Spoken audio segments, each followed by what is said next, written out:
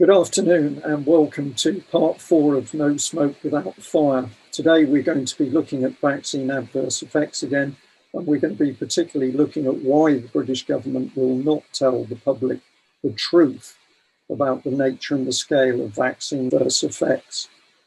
I'll just add with a smile on my face that this has been one of the most challenging episodes of No Smoke Without Fire.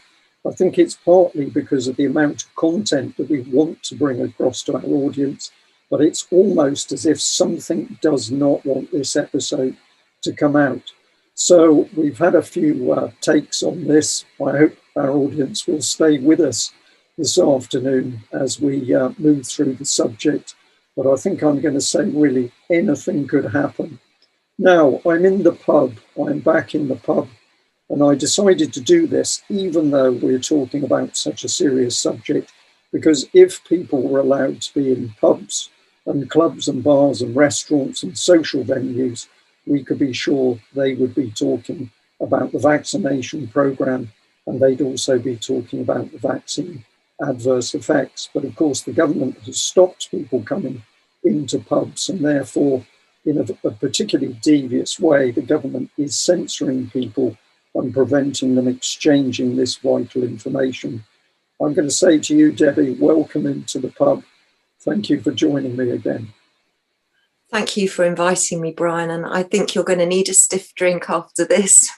It has been a complete nightmare, hasn't it? Well, it's been challenging. I think that's newspeak language. So when things are difficult, it's been quite challenging. I've got a glass of water, which I better bring on screen there, because that's all I'm drinking while I'm talking to you. And probably I need that as well. So we understand the serious nature of the vaccines and the vaccine adverse effects. And I'm just going to bring this image up on screen. If everything works properly. This was an image made for the UKColumn when we were reporting on the pernicious political charity Common Purpose at work within the NHS. Now, that charity operated an enormous changes to the style and the nature of management in the NHS. That's a discussion for another time.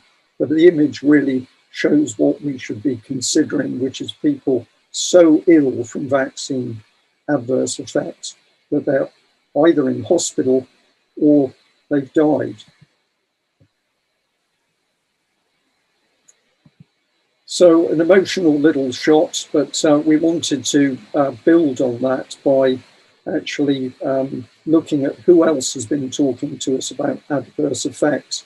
And one of the things that has been brought to the column is the testimony of a lady called Nicola. And you can find this on the UKColumn website. You can also find it on UKColumn YouTube. And I think we're up to about 68,000 views. So people have definitely picked up on what this lady had to say.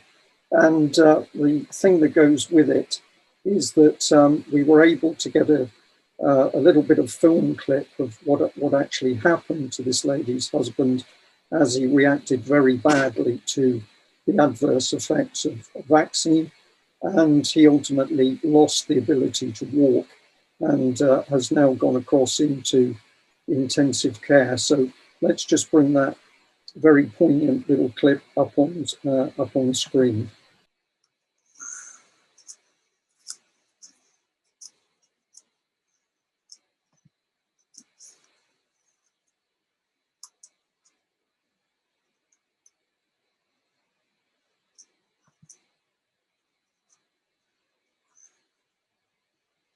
Now, for people just listening, we're looking at a gentleman who's having enormous difficulty walking. Somebody's having to help him. And unfortunately, that condition degenerated to the point where he couldn't walk. And he had to be taken into hospital. Debbie, this is very serious stuff, isn't it? This is not the mild side effects that the government keeps trying to get the wider public to believe. No, absolutely not, Brian. And as I understand it, this gentleman was diagnosed with Guillain-Barré syndrome. And as we know from the serious side effects that we've seen on the government data, Guillain-Barré is listed. And this is a very rare condition where the body's immune system attacks the peripheral nervous system, And those are the nerves outside of the brain, so spine, and you can clearly see that, you know, he's having trouble walking. It can be very, very mild, Guillain-Barré, but equally it can also be extremely severe, where it affects the muscles that control your breathing as well. So these are very, very serious side effects that we are seeing linked to the vaccine. Yes.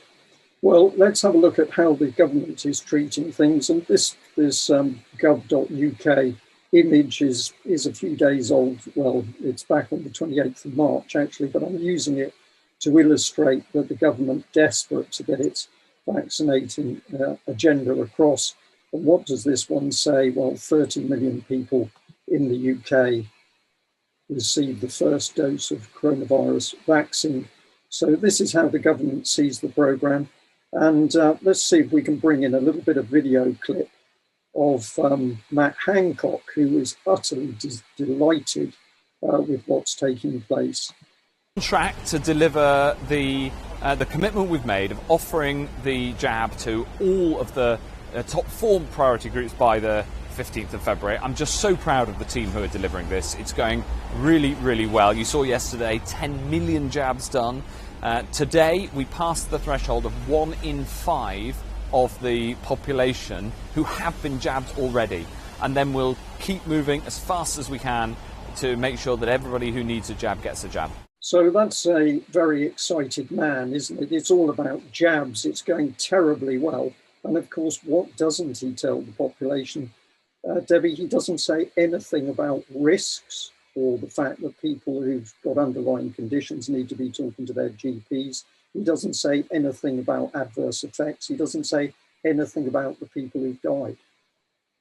He completely ignores all of that. And he also fails to acknowledge the fact that why are we using jabs when we've got apparently very effective therapeutic agents such as hydroxychloroquine and ivermectin? So all of these people that are suffering these side effects have just been completely ignored and cast aside by him, it would seem. And he's doing that, with, of course, with a big smile on his face, because as well, I can't say for him in person, but of course we know that huge amounts of money are changing hands as a result of the vaccination program, billions of dollars, and so a lot of people very happy. So this is a graph which really says it all. The black top layer is the first dose, and there's your 30 million achieved, and then in yellow at the bottom is the second dose. And they are very keen, of course, that 80% of the population should be able to receive that second dose. Does this present risks, do you think, Debbie? Huge. Number two vaccine. Yes, I believe the first dose brings a risk, especially when we're looking at the top 9 priority groups, and you know those are the elderly, the vulnerable, the disabled. Brings huge risks, and I would worry what we're going to see when the second dose is given. But I think we're going to look at that a little bit later, aren't we? We are, yeah. So if we follow on from that slide, we come on to the fact that, of course, the government is just crowing. If we look at the top left of this screen, it's 5,432,126 second doses. This was a recent announcement by Boris Johnson and the team from their new media headquarters, multi-million-pound propaganda headquarters, I'm going to call it. But you found it interesting that although this was a live broadcast, you can actually scroll back, and you didn't seem to be able to replay what had been said previously. No, it was the first occasion that this has ever happened, and I can only think that in the previous times where I have recorded it and I've rewound it, I've found that they've made errors, or they've made gaffes, or they've been given inaccurate information. So maybe that's for the likes of people like me who like to rewind and listen a second time. Now that doesn't seem to be possible at all. Yes. Now, there is controversy coming to the fore. This is a Sun headline from the 6th of April 2021. Get your jab. That's the thing, get your jab. But it then says coronavirus UK news. AstraZeneca vaccine defended by Boris after clear link to blood clots. So there is some information coming through, but we're not getting much about it. And let's just have a little look at Professor Von Tam and what he had to say about the vaccine. So let's bring this up. Behind the scenes, there is a lot of work going on to look at whether there is a signal in relation to what we call venous thromboembolic events, clots, VTE for short. And there's a lot of evidence emerging now that is reassuring that there is no overall excess signal or increased risk. And I expect, without prejudice to their absolute findings, those to be the final conclusions of the EMA and the MHRA in due course. Vaccines don't save lives if they're in fridges. They only save lives if they're in arms. And that's a really important fact. All medicines have side effects and all medicines have benefits. And that's the whole point, that you have to look at both sides and say, how big are the benefits in relation to the risks? So even something really simple like paracetamol. And here's a data sheet from a box of paracetamol. The rare side effects are allergic reactions such as skin rash, mouth sores, fever, difficulty breathing, more prone to bleeding, bruising, fever, infections, nausea, sudden weight loss, loss of appetite, jaundice, yellowing of the eyes and skin. Those are documented rare side effects of paracetamol, but we all understand the benefits of them. And this is no different a situation, that there's no proven association with the blood clots, and we have very clear evidence that these vaccines are beneficial and save lives from what is otherwise, for some people, particularly the ones we are targeting, a potentially lethal disease. Well, that really says it all, or maybe it doesn't. I mean, there's just no problem. The vaccine and the adverse effects, which we're going to show in a minute, affecting hundreds of thousands of people dying. According to Mr. Von Tam, Debbie, this is equivalent to paracetamol. Well, I've got my paracetamol leaflet here, Brian, and it's got the ingredients actually on the back there. It tells you what's in the tablet. It tells you that if you're allergic to anything, to talk to your doctor before taking it. If you're taking warfarin or any anticoagulant or antibiotics, it tells you caution. It also tells you caution with pregnant mums as well. But at least you get a leaflet with the box, unlike the vaccine, which I believe is a black triangle medication, so should be under intense scrutiny by the MHRA. Paracetamol isn't a black triangle medication, but you still get a box with a leaflet in it, with the ingredients and the side effects, so that you can be informed before you take them. And what we've said on many occasions, it's been reported to us, so we know this is correct. Of course, people are going to get a vaccine, they're having the vaccine, and then they may or may not be given the leaflet with possible adverse effects. And of course, one of the great risks of this is that if you've got an underlying condition or an allergy, for example, you should be warned in advance. You should be actually looking in detail in the adverse effects that are listed on the manufacturer's documentation. So what's Von Tam up to here? He's placating the public based on, well, I'm going to say it's based on a lie, because he knows the extent of the vaccine adverse effects. I mean, there's just no words. I mean, paracetamol is, I've seen it taken as an overdose inadvertently and deliberately. So, you know, this is the reason why we're limited to how much paracetamol we can buy over the counter.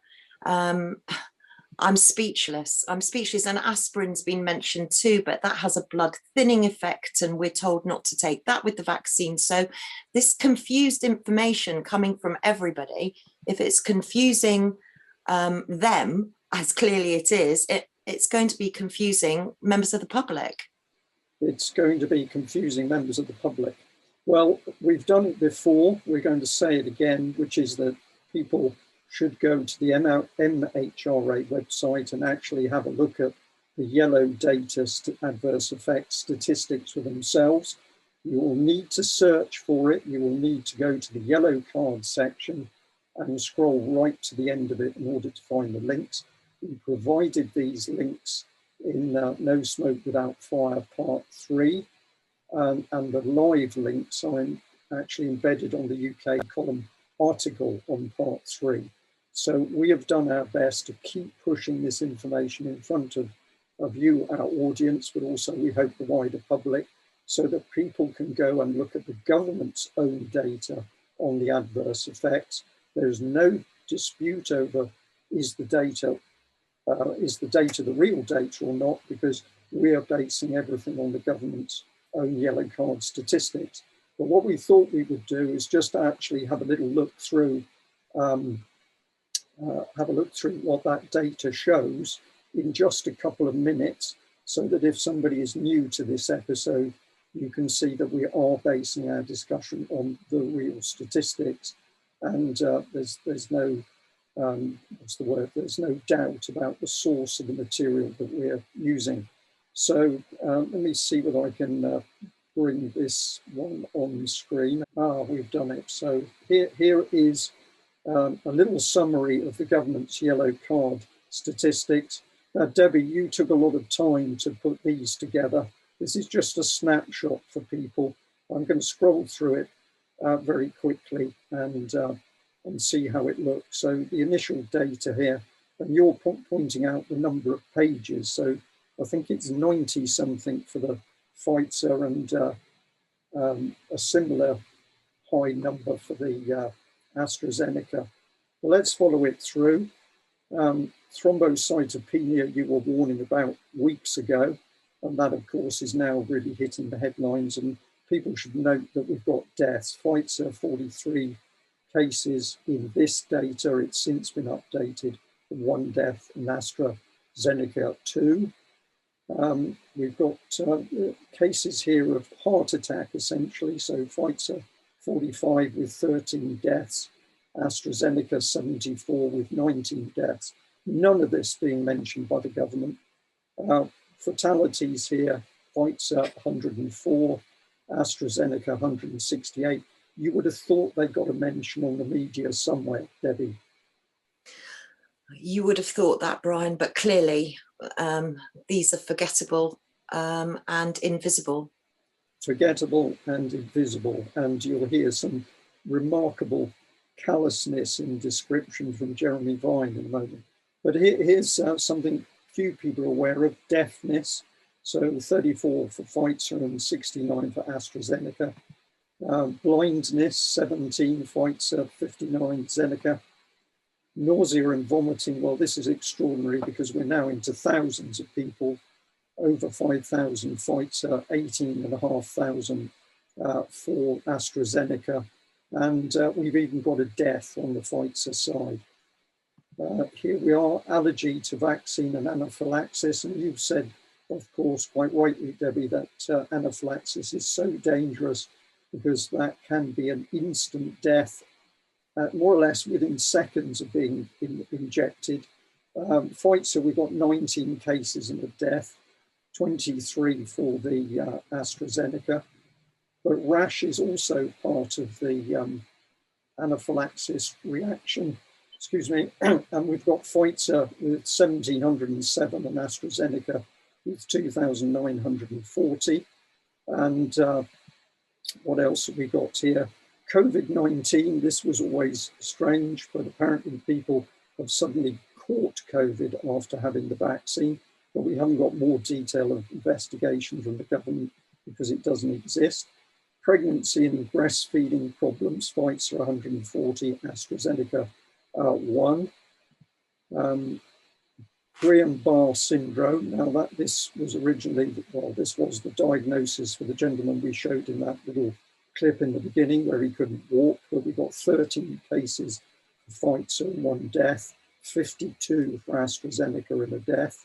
None of these reported by the BBC. Pfizer stroke 96, 4 deaths, AstraZeneca stroke 197 and 18 deaths. Nothing said in the BBC or the mainstream press and media. dementia, loss of consciousness, falling asleep, fainting. We've got 370 cases for Pfizer, AstraZeneca, 1,056. Headaches, well, we're into immense numbers here, 10,000 Pfizer, 42,000 for AstraZeneca, and apparently somebody's died of a headache. Now, of course, is that talking about a clot, do you think, Debbie? Quite possibly. I noticed about a week ago when this first came up in the mainstream media, the government issued new guidelines that if anybody had had a severe headache, or headache indeed at all, for 4 days, they should seek urgent medical attention. They should seek urgent medical attention if they can get it, of course, because many people are actually telling us they can't. So we move on from headache, and we've got neurological problems here, dizziness, Pfizer 3,034, AstraZeneca 10,288. We've got pregnancy problems and abortions, so that's more deaths, which are simply not being talked about. Psychiatric conditions, 1,796 for Pfizer, AstraZeneca 6,756, and impaired driving ability. Now, this is to do with bodily, the motor condition of the body, as I understand it. So we need more detail to understand what the risks are of these particular conditions being listed. We've got, we've got a little bit more on that. That's the Pfizer side. Here's some of the total reactions. Pfizer 283, AstraZeneca 421. And sorry, Debbie, was that one? That was actually deaths, wasn't it? Yeah. Total reactions, those are actually deaths. So I apologise for that. I'll recap. So Pfizer 283, AstraZeneca 421, and down at the bottom of the screen in small numbers, we've got over 118,000 total reactions for Pfizer, and for AstraZeneca, 377,487. So these are vast numbers. We've had a glimpse of the next one. This is deaths from unspecified brand, but we've still got 9 deaths, and there's another 1,231 adverse effects recorded. So, Debbie, I ask you the question. I know that you can't explain, but it's worth asking the question. Why is it that the government won't show us this information? From my gut feeling is telling me that if most of the public, and bearing in mind that only 1% apparently of serious adverse reactions are reported. So if this is what 1% looks like, can you imagine what the public would be saying if they saw this data? So I can only assume that the government are keeping it secret and making it very difficult for members of the public to find because they don't want the truth out. Yeah, they don't want the truth out. This is the key bit. They don't want the truth out because if people knew the truth about the adverse effects, then they would be able to make informed decisions about whether they want the vaccines.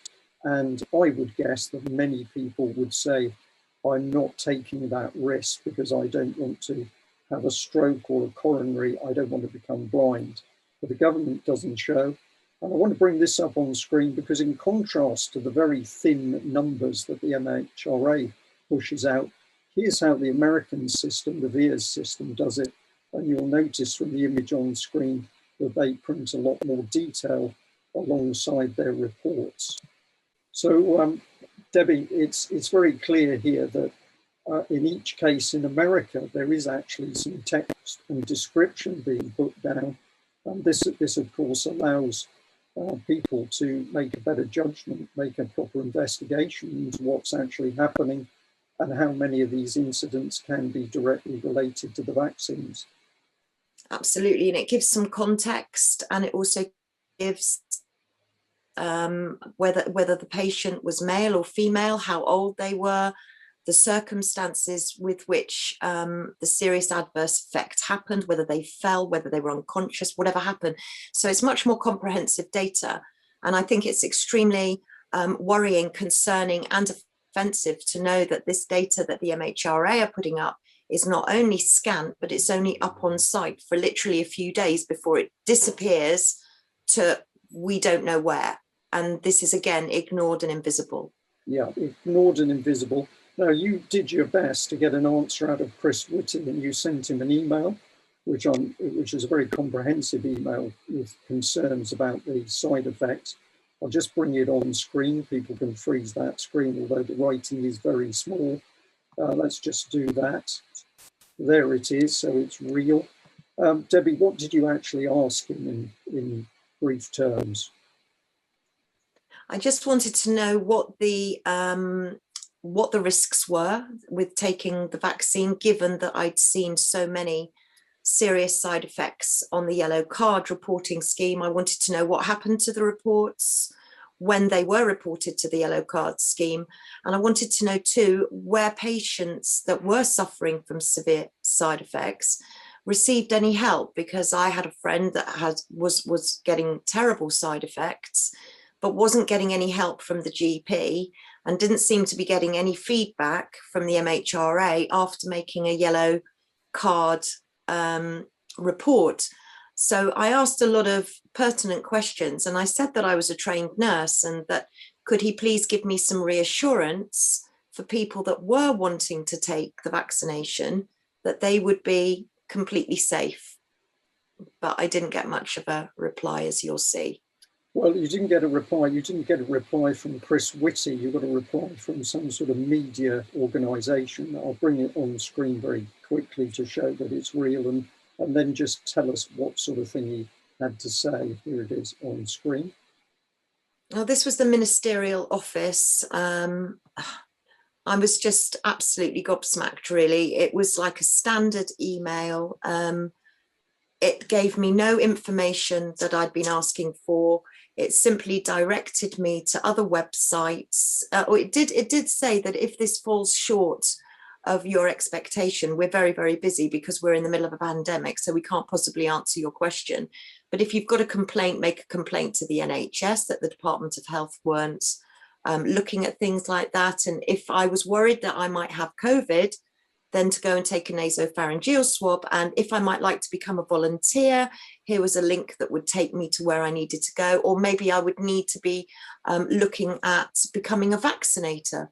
So it was completely the opposite information that I'd requested. Right, astonishing. So you raise obviously well-placed concerns about what was going on, and more or less you get a template reply for the government telling you how well it's getting on with its vaccination campaign.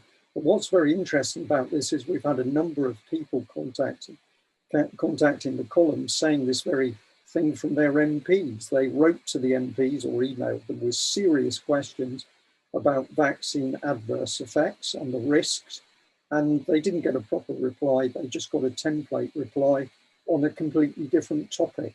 So it appears that MPs are no longer functioning as thinking individuals. They're just doing what they're told.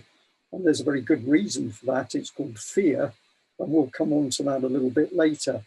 But let's hop across to a video clip, which is Jeremy Vine interviewing Dr. Chris Smith. And I think this is a really fascinating little clip. Let's bring it on screen if we can. I'm smiling as I'm clicking the buttons because I've no idea what's going to happen. Here it is. A trial of the Oxford AstraZeneca vaccine on children has been postponed while the UK's medicines regulator investigates a possible link with rare blood clots in adults. So far, 7 people have died from blood clots after being given the vaccine. More than 18 million doses of the jab have been administered. Virologist Dr. Chris Smith joins us now, and obviously people, whatever the numbers, people are going to be a little bit worried, Chris. Morning, yeah, but let's reassure everybody that we're talking about a very rare complication here, and we're talking about a disease which is very common in comparison, and a vaccine that's gone into millions of people and produced a tiny number of these side effects. So this is extremely cautious on the part of the regulator, understandably so, but I'd like to reassure people that the statistics are very firmly in our favour of having the vaccine against not having the vaccine. I tweeted this, I completely buy what you say, and I tweeted last night, 18 million doses, 30 blood clots, 7 deaths, what's the problem? And I've just got a load of abuse on Twitter. Someone called Johnny Justice Department saying, tell that to the grieving families, you drug pusher. People are going blind and deaf. What should I respond?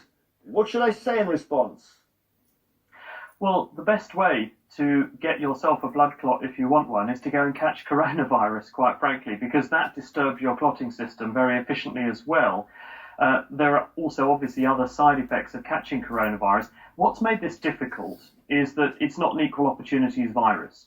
At one end of the age scale, it's a more severe infection. Maybe 1% of people might die from it, but a significant proportion, perhaps 20% of people, may have serious complications. Those are the older people.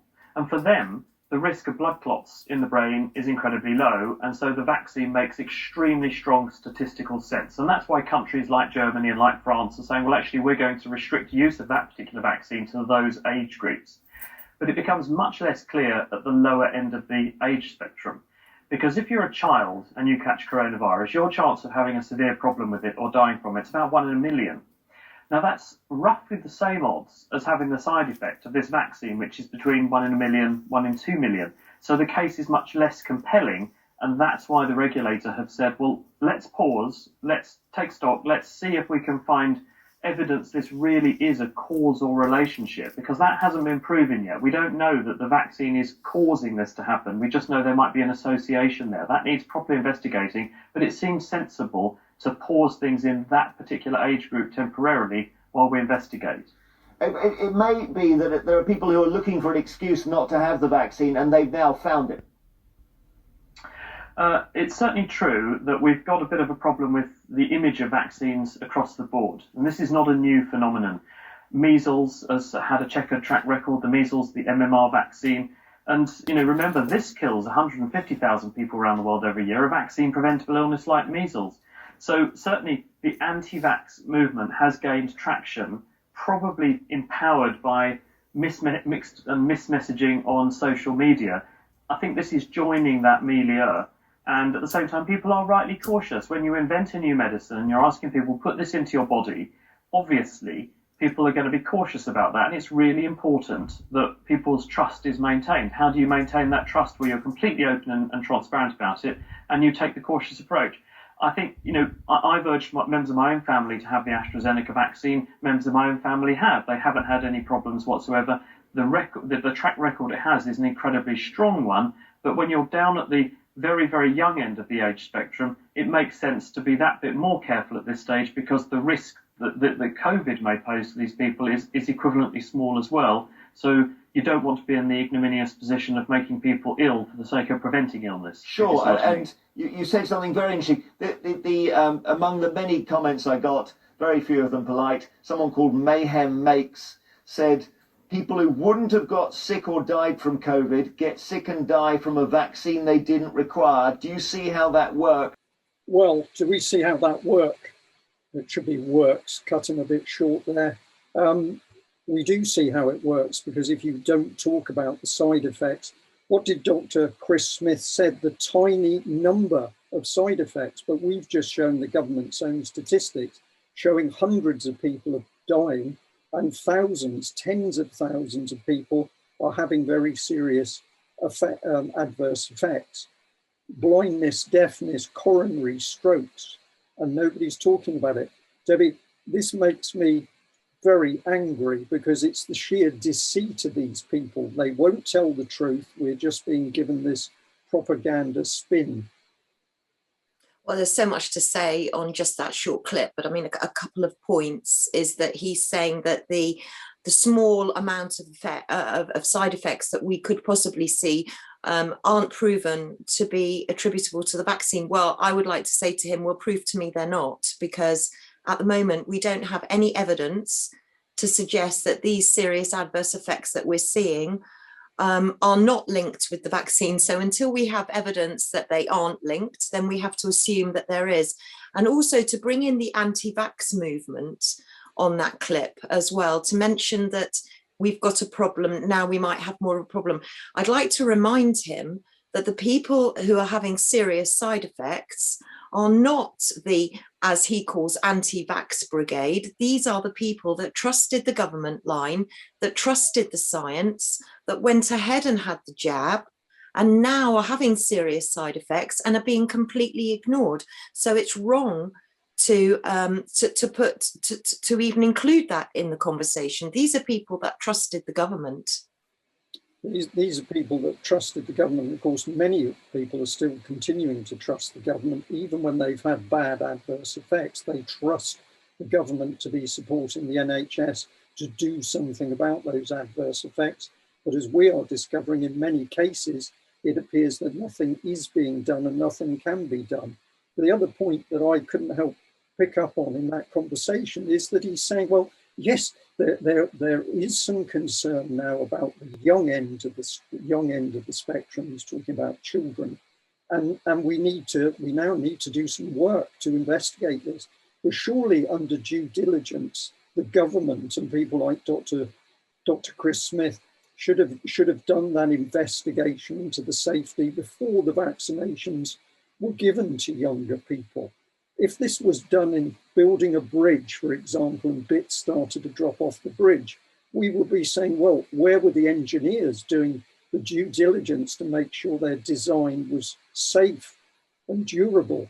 But no, not for the British government over vaccines. We do it the other way round. We pump in the vaccines. We don't tell the public the results.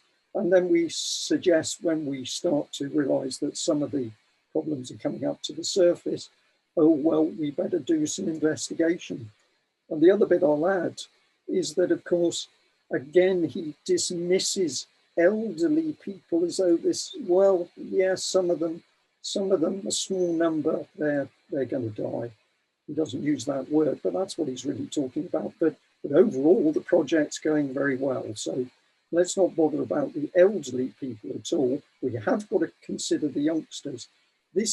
Debi, this is so unbelievably callous. I listen to these people, and that clip I've listened to several times, and I think, are these people real? Do they actually understand what it is to damage another human being, or do they simply regard the UK population as a statistic? Well, I honestly don't know, Brian, because his training has no resemblance to the training that I received as a nurse, where we were very, very respectful of patients' rights. We did everything we could to help them. That was our job. And it's all very well for him to say, you know, about the data, but this is a clinical trial. We don't have any data from a clinical, in a normal situation. We would have plenty of evidence from clinical trials, but we don't have any of the evidence from clinical trials because this is completely novel. We're in the middle of a clinical trial. And also they keep talking about efficacy. It's always talking about efficacy of the jab, never about safety. Let's add a little bit. I'm going to bring a slide in here. This was part of the video that you've just seen. It moved on from the discussion with Dr. Chris Smith to Jeremy Vine turning to an audience. They had one lady in the studio with him, and he had a lady and a gentleman on screen. And he turned to the man to ask him some questions. I'm just going to bring this up on screen. So there we are. You can see in the monitor ringed that we have a black gentleman, and he was immediately asked questions about the discussion that had just taken place. Now, I thought to myself, well, this is very interesting. Who is he? And basically, is this somebody who's medically qualified? What did I see? Well, I just bring myself in here briefly. Let's bring this one in. On the screen, now for our viewers, I've got a picture of the gentleman, and you can see under his name, it says that he's a political activist. And for some very strange reason, it's in the image. It's not in my image, it hasn't been inserted. to the bottom right of the screen, you've got a thing talking about Bush. But the first person Jeremy Vine goes to after discussing what's happening in the vaccination programs and risks and problems with children is not somebody who is medically qualified, it's somebody who's politically qualified. Now, before I move on to why I think that was done, Debbie, don't know whether you'd like to say anything about that. I just find it all very extraordinary, really, Brian, that we're talking about vaccine. I mean, something as serious as vaccine side effects. I mean, these are very real people. These people, their lives matter. And yet we're looking for comment from political activists. Why aren't we speaking to doctors, to medical professionals who will know the answers to these questions? Well, why aren't we? Can we actually say why we're not? There are so many questions to be asked, but of course, at the end of the day, millions of people are having these vaccines put in them. There may not be an adverse effect immediately. There may not be an adverse effect for days or months. But what's going to happen in a couple of years? Does anybody know what the long-term prognosis is? We don't know, but we think it's right to ask the government. But let's come back to the political activists. And I want to bring this gentleman on screen, Lenny Henry, because a few days ago, he had apparently created a whole video in which he was calling upon the Black community in particular to take the vaccine because this was essential. There was lots of pictures of people with tears in their eyes. And if you didn't take the vaccine, you were going to have a problem. Now, why was Lenny Henry doing this? Because, of course, the government, very distressed that the take-up of vaccines in the Black and Asian community groups as a whole has been a lot lower than in the white groups. And so the government was desperate to get the propaganda out and was very happy to use a high-profile person in the Black community like Lenny Henry. So I'll just bring the slide that we've used in the UKColumn on the screen.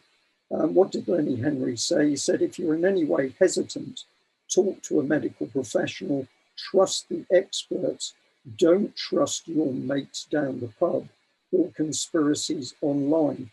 So Debbie, that's a very aggressive and demeaning statement that you mustn't trust anybody who's your friend and you've only got to trust the experts. And essentially what he's saying that anything that appears online is a conspiracy. This is a pretty low ball he's bowling here, isn't it? And who is he? He's an actor.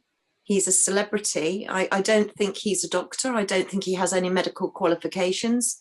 I don't know why he's muscling in on this. The only reason that I can think of is that because he is Black and he's encouraging other Black people to do as he would do because he's a celebrity and he must be right. I can't think of any other reason, except that it does seem to follow the futuristic scenarios that have been presented like Lockstep and SPA's pandemic. We seem to be in an era of using celebrities to persuade people to have a vaccination if all else fails. Well, trying to just bring myself into the shot again. Well, of course, the government said it was going to use high-profile celebrities in order to encourage people to take the vaccine. And when, as I say, when they had problems in the Black and minority ethnic community segments, what were they going to do? They were going to bring in appropriate Black or Asian people to get that message across. So this is all about propaganda, etc. And the irony is, what's Lenny Henry saying? He's really saying you should believe a comedian. Believe a comedian who's telling you the right advice to get. So we'd like to respond to Lenny Henry and say, well, we'd like to show people what actually happens when you go to seek advice from professionals. And we thought there was no better place to start than the NHS. And a few days ago, I called the NHS in order to ask them about vaccine side effects. So let's see whether we can have a listen in on that call. Hello. My name is Khalifa. You're through to the NHS vaccination booking line. How can I help you today? Oh, hello. I've been thinking about a vaccination, but I've been trying to get hold of some information about what the side effects are for the vaccination. Yep. And what are you looking to ask for, sir? Well, I'd like to know what the possible side effects, the adverse effects from the vaccination are. Can you repeat that again, please? You're fading away. You would like to learn about what the side effects. Is that correct? That's correct, yes. Yeah, so basically the side effects are, but these are not 100%, but these are the stuff that they have looked into. Basically, a sore arm when the needle goes in, or feeling tired, a headache, feeling or being sick, and if you have a temperature, you might have a high temperature. And are those the only possible side effects? Yes, that they know about right now. Are you sure? Yes, this is the side effects that they have put down on the question. What side effects are you worried about? Well, I've been looking at side effects which include blood clots and... Is that through Google or NHS? Well, that's through the government. And is that the NHS website? Do you know what the MHRA is? What website are you looking at, sir? Are you looking at NHS? I'm looking at the. Because you have to. I'm looking at the. Should I give you the NHS website for the side effects? That's the most reliable source. But I've already looked at all the NHS data, and it's not the same as the MHRA data. The MHRA is talking about many different side effects, including coronaries, blood clots, joint pains. I would advise you to look at the NHS website, because that's the most reliable website you can look at. Okay, so where do I go to see the side effects on the NHS website? So you type in on Google, NHS vaccination side effects. Then it should be the first one you click on. And I wish I could send you the link, but there's no way for me to send you the link. But if you go on Google, type in NHS vaccination side effects, and you should click on the website that tells you www.nhs/coronavirus side effects. Do you know about the yellow card system? The yellow card system. Yeah, so basically, you can report any side effects using the coronavirus yellow card. Yes, that's correct. Have you seen all of the information listed for the yellow card side effects? Have you seen that? Yes, sir. I just gave you the yellow card, the information, the side effects. But have you seen that information yourself? Yes, it's on the website that I gave you just now, sir. Right, but on the yellow card information, it talks about people dying. It talks about coronaries, heart attacks. Yeah, I think you shouldn't. Yeah, you shouldn't look at that website, sir. Just look at the NHS website, because that's the most reliable source you can read from. The NHS website are made from people who have looked into the vaccine. Well, what can we say? First thing I'd like to say is that I don't hold anything against the gentleman talking to me on that NHS line, because I am quite sure he was trying to do the best job he could, and he was clearly having to work from scripts, and the people who put him in the position of not being able to answer simple questions about the real adverse effects, those are his NHS bosses. So the gentleman trying to do the job to the best of his ability, but what can we say, totally untrained to deal with the reality and the seriousness of the whole subject. Debi, it was astonishing that he said to me very clearly, don't look at the MHRA adverse effects, just focus on what the NHS says. And of course, although the NHS does provide a link across to the MHRA, for most people it's impossible to find. So all they are going to focus on is the so-called minor vaccine effects. I think he was totally out of his depth, Brian, and quite clearly you knew far more about where to find the serious adverse effects than he did. Clearly, I think, you know, again, I completely agree with you. It wasn't his fault, but he's been set up for a fall. To sort of, he's the invisible voice on the end of the phone who actually is just reading from a screen, sadly. Reading from the screen. So I'm going to bring up what he said on the screen just so that it's there and people can have a look at it, but I'll read it out. Basically, a sore arm when the needle goes in, or feeling tired, a headache, feeling or being sick, and yeah, you might have a high temperature. So I followed Lenny Henry's advice. And I went and called the expert helpline for vaccines. And well, Lenny, that's the advice I got, which is pretty astonishing, I think. So you picked up that recently, Debi, Keir Starmer had been down in the West Country, and he'd been talking, well, in a very interesting way about pregnant women and vaccine risks.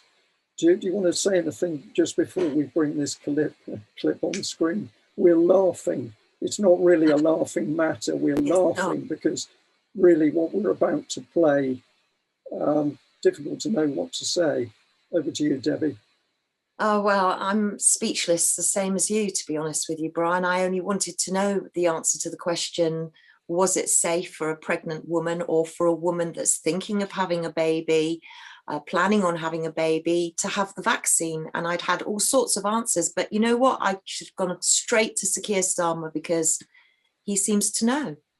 He seems to know. Well, let's see whether we can bring him on screen. Well, he's clear. The government's current plans for vaccine passports are unworkable. Pregnant women are told not to get vaccination. What are they to do? To come to a premises, to go out for a meal and then prove that they're pregnant? People who are trying for a baby are told not to have a vaccine. Younger people haven't been offered a vaccine, and some of our communities are reluctant or lacking the confidence to come forward. So there's been huge problems with the government's plans. What I would say to everybody in the South West is the way through this is to ensure that just as many people as possible are vaccinated. Well, just remarkable. There's a problem. He says pregnant women shouldn't be vaccinated, but Debi, they are being vaccinated, aren't they?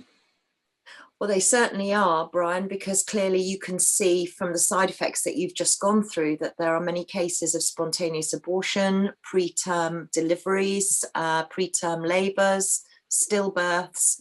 So clearly there are some pregnant women that are having the vaccination. And it's probably the only time in my life that I'll actually agree with Sir Keir Starmer on something, in that he's of the belief that pregnant women shouldn't be having the vaccine. And I tend to agree with him there.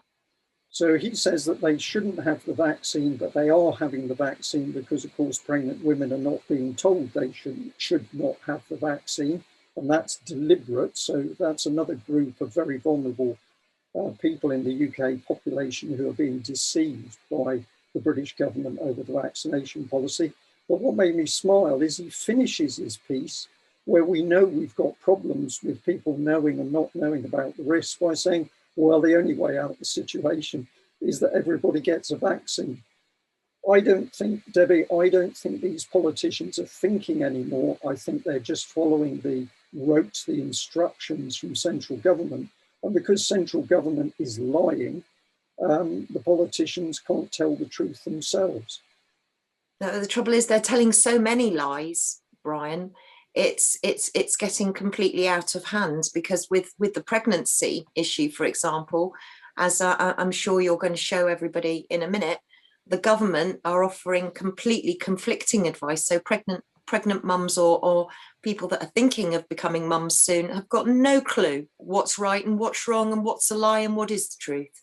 And of course, you also took Lenny Henry's advice and you went to speak to the expert. So let's listen in on your telephone call and see how you got on when you called the NHS expert line to talk about risks to pregnant ladies. Welcome to the NHS COVID-19 vaccination booking service. Calls are recorded and monitored for quality and safety purposes. You will be asked for information to allow us to access your healthcare record, and details of your call will be shared with other healthcare providers so that we can provide you with this service. For more information about how we use information, please ask the call handler. Hello, you're through to George at the vaccination service. How may I help you today? Oh, hi. Sorry to bother you. I've just got a couple of questions. Can I throw them at you if that's possible? Yeah.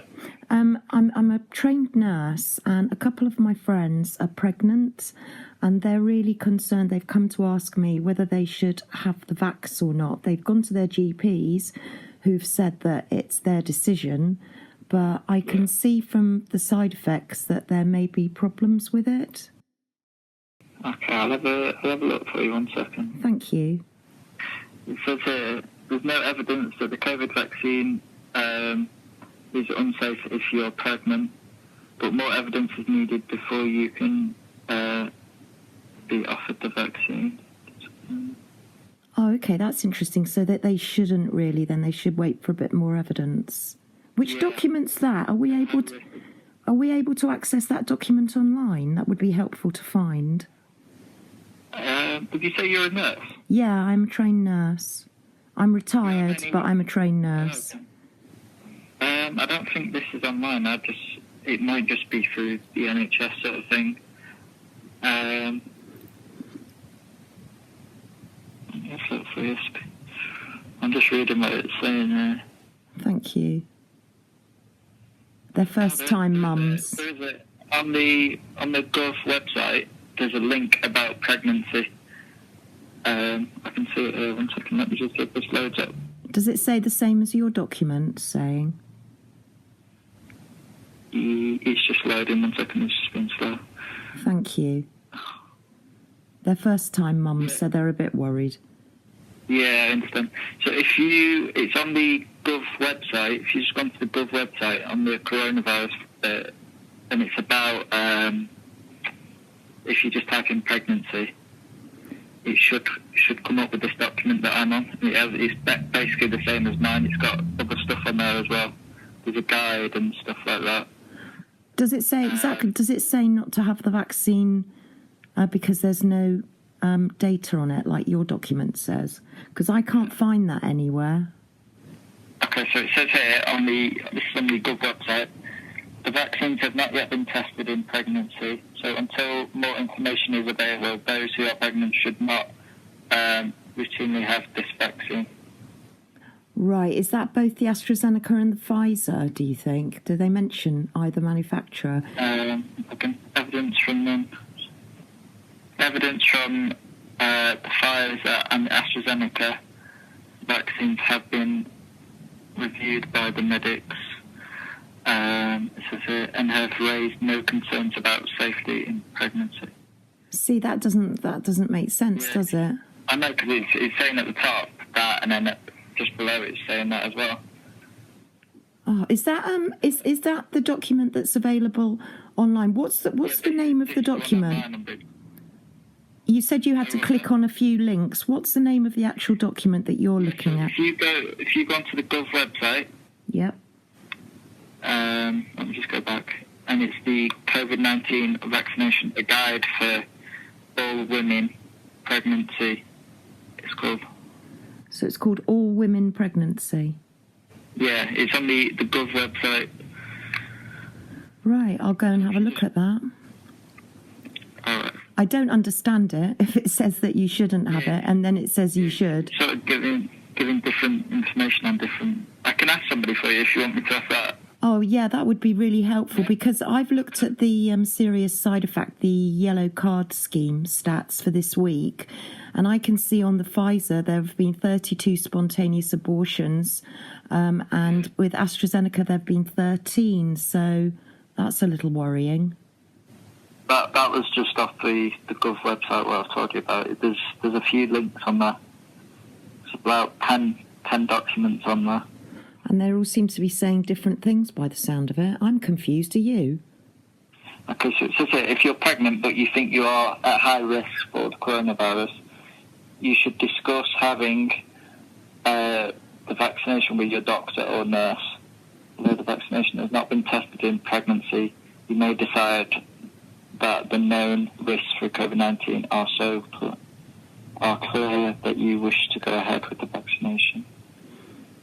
See, that says differently, doesn't it, to the other document that says there's no safety issues. I mean, we've got 3 documents all saying 3 different things now. One saying caution.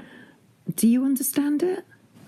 Yeah, this is what I'm just reading about, because it seems to be different on every one, doesn't it? It does. Well, it's certainly raising some concerns with me. Maybe it's raising some concerns with you. Yeah. Well, that really says it all, doesn't it? I think we've got another gentleman trying to do a good job for the NHS. He can only work with the information that he's got. Keir Starmer says very clearly that pregnant women shouldn't have the vaccine.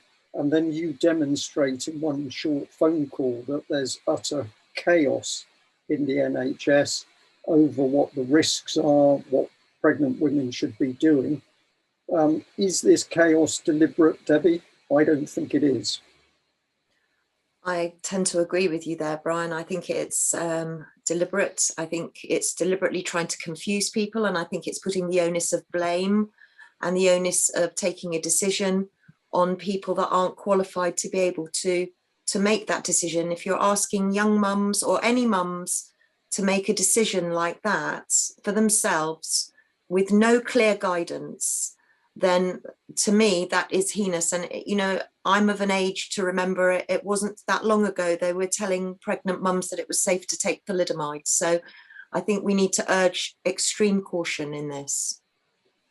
Extreme caution. That's not something that we're hearing the commentators say on the Jeremy Vine show, is it? The word caution comes out, but then they completely ignore it. Now, we want to emphasise the seriousness of these adverse effects.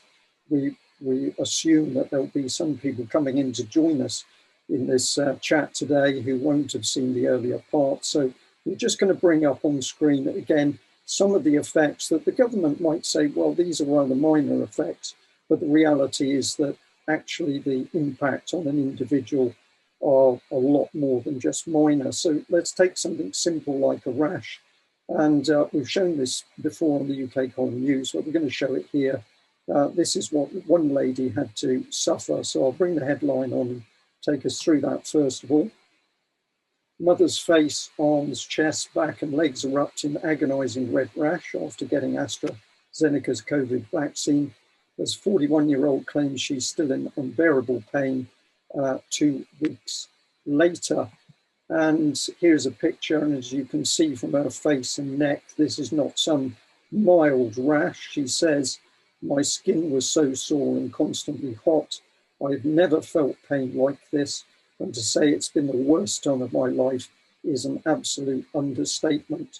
And Debbie, just before I show another picture of that lady, we've already shown in the government's own yellow card vaccine adverse reaction statistics that there are thousands of people who are affected with these rashes, and the rashes are symptomatic. Correct me if I'm wrong on this, but I believe that that's symptomatic of areas towards anaphylaxis, anaphylactic reactions, which can be immensely dangerous. Yes, certainly. I mean, there are many causes of rashes. It could indicate bleeding. It could indicate anaphylaxis. It could indicate allergy, serious allergy causing anaphylaxis. It's absolutely shocking, absolutely shocking. And just going back to Professor Van Tam's paracetamol, an allergy, where he actually said a serious side effect was skin disorders. Well, it says that on the paracetamol leaflet. Did it say that on the leaflet that the person got before they were vaccinated? That's my big question. Well, I'm going to say I would almost certainly be sure that they didn't. But let's have a look at this next photograph. So this is the same lady. This is just how severe her rash is. And of course, what she actually describes is it's so bad she can't function anymore. So the government puts down a tick in a box that it's a rash, but the reality on this lady is she can't function. Let's bring this picture up on screen. And here we are, you're looking at her back and her lower back and her upper legs. And this lady is in a terrible state, and she's talking about pain in regard to this. But what does the government describe it as? Oh, well, this is actually just a mild reaction. And I'm going to bring another one up on, before I do, I'll just interject with this one. In the Daily Mail article, I found it incredibly cynical that you have an article talking about these really unpleasant effects, including this lady's severe debilitating rash. And yet what appears alongside the article, it's a government advert, that's what it says at the bottom, it's an advertisement, which is basically saying, well, the side effects of vaccines are quite mild. Debbie, this is so cynical and so callous. You and I, sorry, I'm not on screen. Let's bring myself on screen. You and I have been lost for words so many times. It's callous, it's demeaning, it's wicked what the government is doing by not telling the truth about what these adverse effects are. Absolutely, 100% wicked, totally evil. And interestingly, I wonder if that's why one of the reasons that AstraZeneca are changing their name to Vaxzevria, I wonder, so that we don't associate AstraZeneca with serious side effects. But it's all being covered up. Nobody's talking about anything.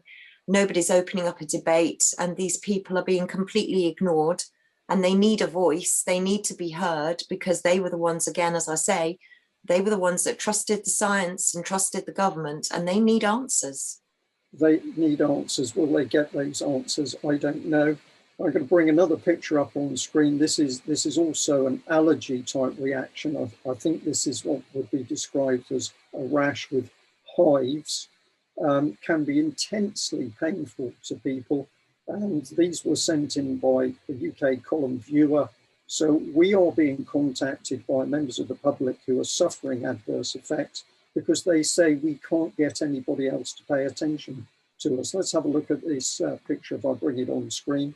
So we've got lady's knee, the side of her knee and her lower calf, and she's literally pickled, and you can see these very prominent raised blotches in the picture. These are not just things that itch, these can cause pain. That's right, isn't it, Debbie? Oh, absolutely. I mean, anybody that's had a rash, I mean, most of us have had rashes in our lives, and I can remember itching, scratching, being completely irritable. It brings your mood down. You don't want to go out. You don't want to see anybody. You just don't want to do anything. You become very depressed. It can go on and on and on. And as you said, quite rightly, it can be an indicator for a severe adverse reaction, such as anaphylaxis, which could take place a day, 2 days later. What help has this lady had? Has she been acknowledged? Have we seen it on mainstream media? Has she received any answers or justice? No. No. And let's bring in another picture so that this is the same lady, and you can see these very pronounced wheals on her skin. This is very nasty stuff. And I'm going to also say that because we've got UKColumn viewers contacting us now, telling us either about problems that they've had or problems that people known to them, family members, friends, colleagues have developed, and we're going to be speaking to more of those people over the coming days. But I was sent an email which I thought I would include in our section today, because it really sums it up. So I'll bring it on screen and read through.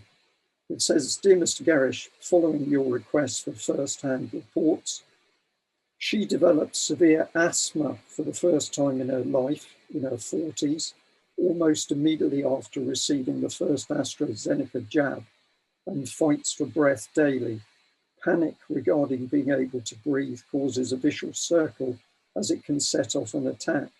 She has so far been given 2 inhalers by a GP, the second one apparently stronger in effect than the first.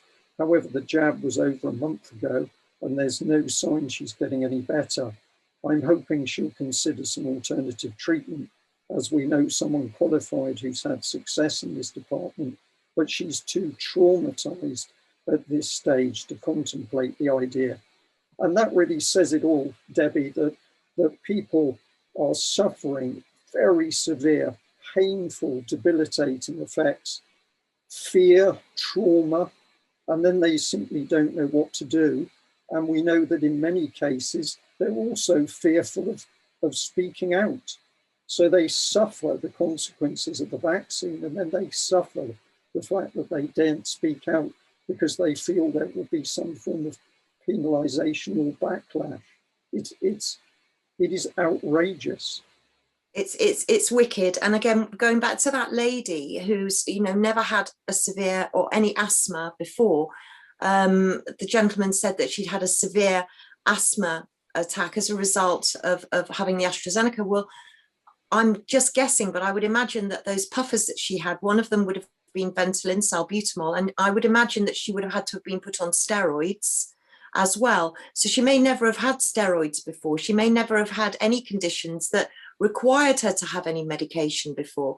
And I would urge everybody that's listening to this to go and have a look at each of the side effects. And if they fit your maybe pre-existing medical conditions, then please, look at those conditions and think, well, if that's what's happening to people that have never experienced them, what could be happening to me if I suffer from a particular disorder, or if I'm on a cocktail of drugs? How will the vaccine react with all the medications that I may be on? So really, we need to be looking very, very carefully at this.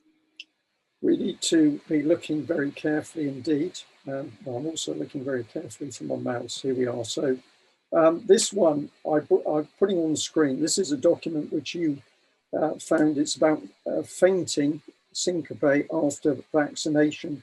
And one of the things that we pointed out as a risk, which is certainly not being addressed, is that side effects include people feeling sleepy or fainting or suffering extreme fatigue. How does this affect people when they're driving, or they're piloting an aircraft, or they're driving a London bus? Nobody is dealing with these issues, but we are now starting to see reactions from the insurance companies, certainly the medical insurance companies, because they are starting to say, well, it's an experimental vaccine, so we're not covering it. But these so-called mild effects around fainting and falling asleep, potentially they hold huge risks, not just to the person who is vaccinated, but for people who are dependent on that individual for their own safety. Yeah, absolutely. I mean, loss of consciousness, fainting, does that mean you're going to crash the car and maybe kill yourself in a car crash, or worse still, other people as well? Does it mean you're going to lose consciousness, faint, fall down, bang your head on something and end up in hospital because you've got a brain injury from a faint or a fall? I mean, all of these are complete unknowables. We're not being given any information. We're not being given any advice. And people aren't being able to make informed decisions. This is all being hidden from us, Brian. It's all being hidden now. You found a document, so we're unhiding things for people. We're finding things for people. And you came across this MHRA document, which is entitled Coronavirus Vaccine, Coronavirus Vaccine Summary of Yellow Card Reporting. And this one is up until actually the 21st of March, 2021. And this has got some phenomenal content. Let me just bring the image of the front page on screen so that people can see what we're talking about. And here it is. So it's Medicines and Healthcare Products Regulatory Agency, the MHRA. And the title, I'll read it again, get it right this time, Coronavirus Vaccine Summary of Yellow Card Reporting. And why are we interested in this? Well, let's go on through. We've gone to conclusions because this is a good place to start, apparently, what the conclusions are being drawn. And it says straight away that at the time of this report, over 126,000 people across the UK have died within 28 days of a positive test for coronavirus. Rates of COVID-19 infection and hospitalisation remain high. I'm going to come straight in here and say, Debbie, that to me is an opening smokescreen, isn't it? Because it's not talking about adverse effects. It's drawing people's attention back onto COVID. And do we seriously believe that the hospitals are full of people with COVID at the moment? No. No.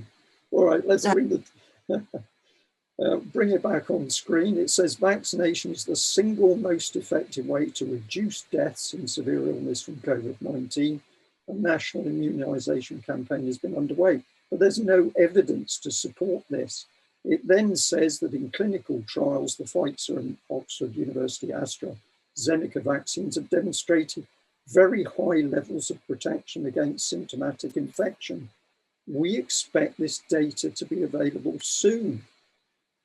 So they've drawn conclusions when they haven't even produced the data upon which they haven't even carried out the work in order to produce the data to produce the conclusions. If it wasn't so serious, it would be a joke. I think it would be a complete joke. I mean, the whole statement is a complete joke. I noticed that they were saying about efficacy, not talking about safety again. They were also saying that vaccinations were the single most effective way. Well, I'll come back to ivermectin and hydroxychloroquine. So none of it makes any sense. None of it.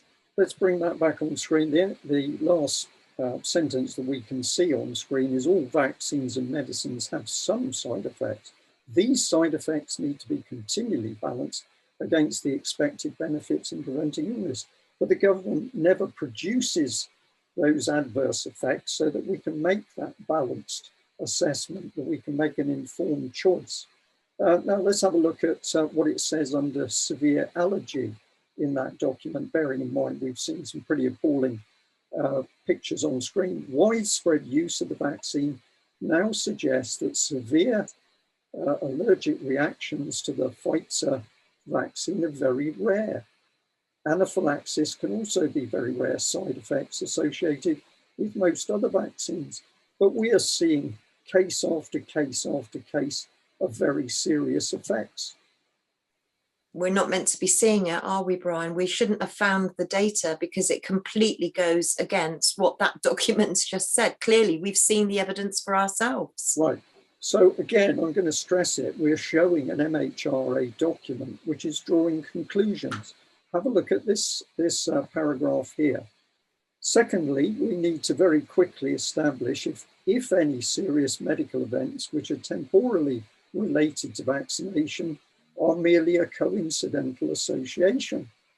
So what the MHRA is saying is it hasn't even done any work yet in order to determine whether these are real vaccine effects. It doesn't matter that a few hundred people have died. We've said the vaccines are safe, but actually our own papers are showing the evidence that we haven't done the work to determine they're safe. Doesn't seem to matter really, does it? It's all a coincidence. It's all just a coincidence. It's a scam. What it's known as is a scam, and it's an extremely dangerous experimental scam being carried out on the UK public. Let's carry on through this document. This is back on the subject of anaphylaxis. The MHRA continues to monitor reports of severe allergic reactions with the Pfizer vaccine and has received 246 UK spontaneous adverse reaction reports. But just now they said there wasn't a problem. And now they're saying there's 246 and they haven't even investigated them. And it's taking the UKColumn and our conversation to show that it isn't a question of just a rash, it's a question of people suffering severe, debilitating adverse reactions. Let's go on to the next one here. Can I come very quickly there, Brian, on that previous slide? Yeah. On that previous slide, you might see that there's another number underneath that refers to the AstraZeneca. So when you total them up, the 390 from AstraZeneca and 200 and something from Pfizer, that's a substantial amount of people that are suffering from anaphylactic reactions. You're absolutely right, Debbie. So I'll just bring that up on the screen for a few seconds so that people can see that second paragraph there. And let's move on through this document. And here we are. This makes my skin crawl, really, because elderly people are just expendable. Vaccination and surveillance of large populations means that by chance, some people will experience and report a new illness or events in the days and weeks after vaccination. A high proportion of people vaccinated in the vaccination campaign so far are very elderly, many of whom will also have pre-existing medical conditions. Older age and chronic underlying illnesses make it more likely that coincidental adverse effects will occur, especially given the millions of people vaccinated. It's therefore important that we carefully review these reports to distinguish possible side effects from illness that would have occurred irrespective of vaccination. But they haven't done the investigation. They're not doing the investigation. They're just watching elderly people die, talk about it as if they are investigating it. The net result is the elderly population in the UK is effectively being culled, and they don't talk about it. Jeremy Vine wasn't interested in the 7 people who died. He said, let's move on.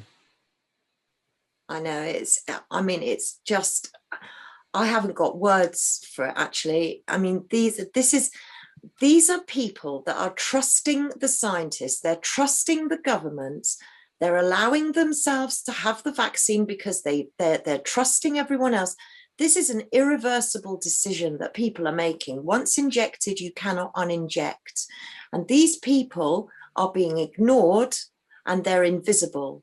They're being neglected and they're not being allowed a voice. And the fact that they're elderly and so what? Are they dispensable because they're elderly? Because I'm sorry, but my mother's still alive and she's certainly very, very precious to me and she's not dispensable. So, I'm shocked. There's no words, Brian, no words. You're shocked. So we'll bring the next one on screen. I'll read it. I'll make sure that it's there in the video for people. But it says the MHRA has received 283 UK reports of suspected adverse reactions to the Pfizer vaccine, in which the patient died shortly after vaccination.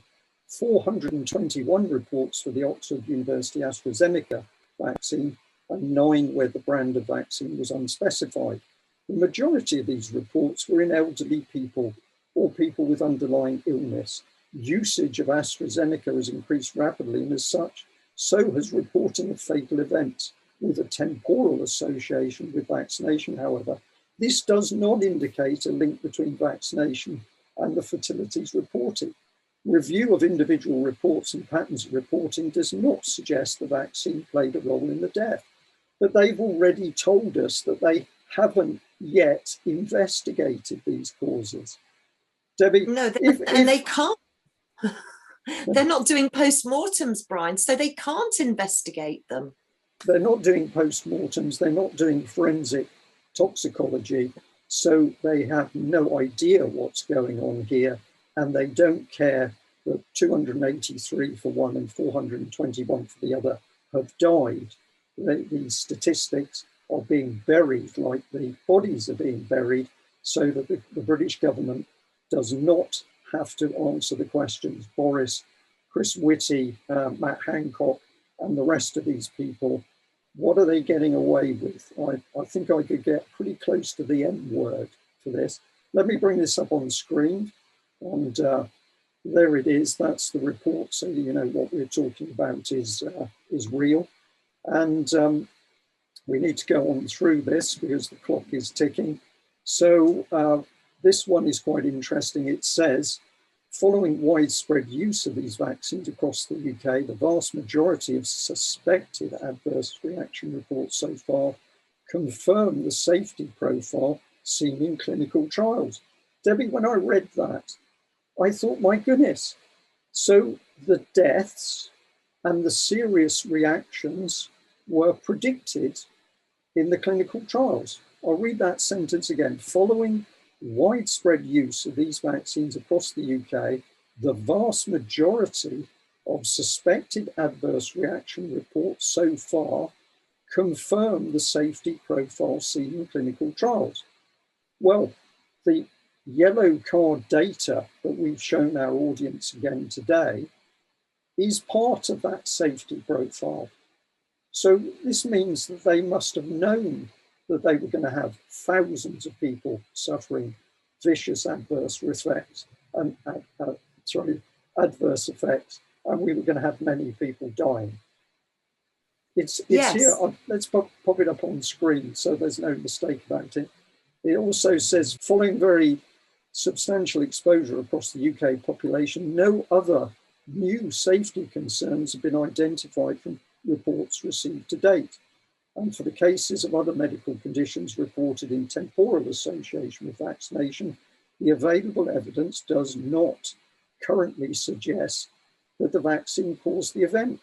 But how can they claim that when they haven't carried out the investigation? They can't. Should we just pause and go quiet for a bit to see if this is sinking in with our audience, what we're actually saying? When we follow through the government, the NHS, the MHRA's own documentation, they first of all admit they have not investigated the adverse effects. They certainly haven't investigated the adverse effects concerning children, although they know there's a risk and they're increasing the vaccinations. So on we go. Where do we go next?